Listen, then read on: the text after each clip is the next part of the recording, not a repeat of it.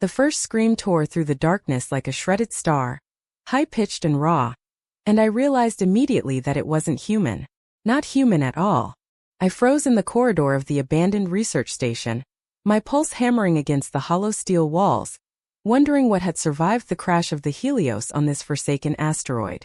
But that scream, it was alive, terrified, and it was coming closer. I gripped my plasma cutter tightly, its hum steady against the chaos in my chest. Shadows flickered across the walls, cast by the failing emergency lights. Something moved faster than anything I had ever seen. A blur of shifting limbs glistening with pale, almost translucent skin. Its eyes. Oh God, its eyes were too big, luminous in the dark, wide with panic. And then it bolted, right past me, leaving behind only the echo of its fear. What the hell are you? I whispered, my voice trembling. But that was only the beginning. I had come to the low station to investigate the disappearances, the silent transmissions that went dark over Sector 7G.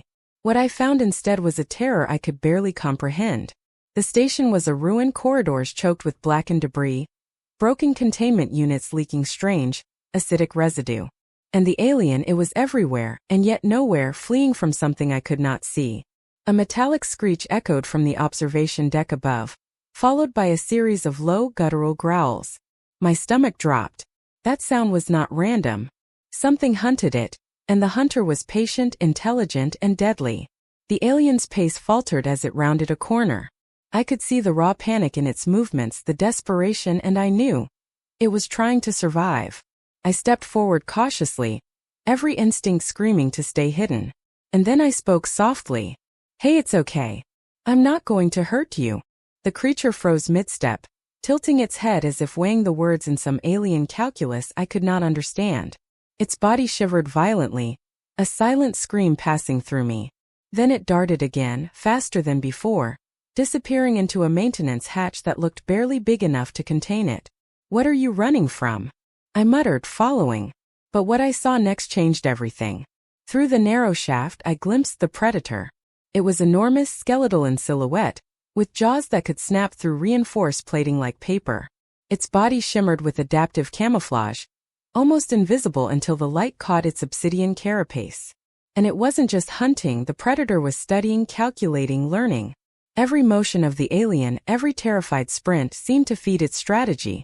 The alien skidded to a stop in a collapsed lab, cornered, hissing in a language I could not hear but could feel vibrating through my chest.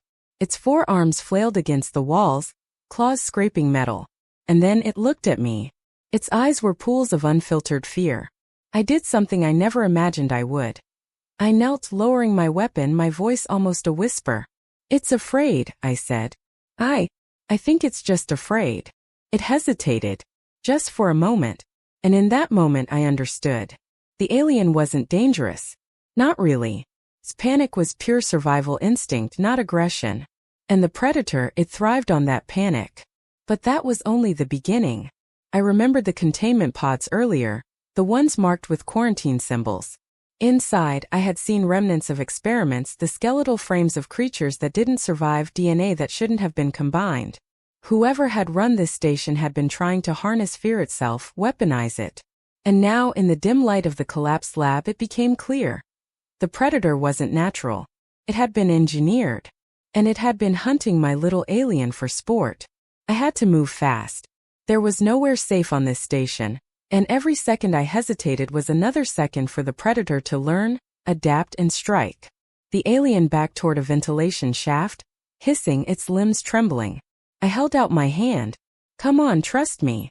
It studied me for a long, impossible beat, then, against every rational expectation, slid forward into my reach.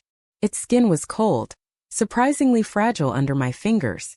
Its heartbeat thrummed like a drum against my palm. And then we ran. The corridors twisted like a labyrinth, and the predator followed. A silent shadow bending around corners, phasing through walls I thought were solid. Every step forward felt like a gamble against death. But as we reached the central atrium, the alien finally spoke. Not in words, but through a series of clicks and pulses that reverberated in my skull. It was a plea, a warning, a confession. They've made it stronger, I whispered, piecing together the rhythm. They made it stronger, but it's afraid too. A tremor ran through the station, and the lights flickered violently. From above, a section of the ceiling collapsed. Dust choked the air. And then I saw it, the predator emerging fully, a titan of engineered fear, moving with fluid precision. I stood my ground, gripping the plasma cutter, feeling utterly insignificant. The alien pressed against me, hissing in panic. And yet in its eyes there was trust. Trust that I would protect it, even against something I couldn't possibly defeat. But that was only the beginning. I had no plan, no weapons capable of killing what hovered before us. So I did the only thing that made sense. I became the distraction. I shouted, waving my cutter, drawing the predator's attention. It hesitated, scanning, confused by my audacity. The alien bolted toward the emergency escape pods. The station shuddered as explosions rocked the far end, automated defenses activating, remnants of the original experimenter's control systems. The predator snarled, a sound that made my bones ache. And in that moment I realized, it wasn't invincible. It was calculated, intelligent, but it relied on fear to move, to dominate. If we could survive the first shock, we could survive anything. The alien slipped into the escape pod just as the predator lunged. I slammed the hatch closed, cutting off the predator's reach. My heart pounded in my ears. I had no idea if the pod's engines would start, no idea if we could survive the journey back to human space. And yet, for the first time I saw a flicker of hope in those enormous, terrified eyes. The pod systems hummed reluctantly to life. Warning lights flashed, but the trajectory plotted automatically, a lifeline back to the nearest human station. The alien leaned against the wall, breathing heavily, its limbs quivering. It turned toward me again, its gaze no longer just fear, it was gratitude? Understanding? I wasn't sure we shared a language that could capture what was happening between us. What happens now? I whispered, unsure if I was asking it or myself. It clicked softly, a rhythm that felt like a heartbeat. Then, unexpectedly, it extended one limb, touching my chest in a gesture that was intimate, almost human. It was a moment of connection, raw and unspoken. And I realized that despite our differences, despite the terror we had faced, something profound had passed between us. Recognition. We had survived. Together. But even as relief washed over me, the predator's shadow lingered in my mind. It wasn't dead. It wasn't gone. And somewhere in the depths of the station, or perhaps following us through space, it waited. Patient. Calculating. A reminder that fear could be weaponized, that survival wasn't guaranteed. The pod's small viewport framed a starfield, each light a cold witness to our flight. The alien settled against the wall, closing its enormous eyes, exhausted. I watched it, realizing that it had fled not because it was weak, but because it was alive, and alive meant everything. What were you running from? I asked softly. And what were they trying to do to you? It didn't answer with words. But the intensity in its eyes spoke volumes. We had been pawns in a game of terror, and yet here we were, still breathing, still fighting, still human, and still more than human because we had the capacity for compassion where logic demanded only fear. And then it happened. The alien tilted its head, looking at me in a way that made my chest tighten. A sudden understanding passed between us. It remembered the predator.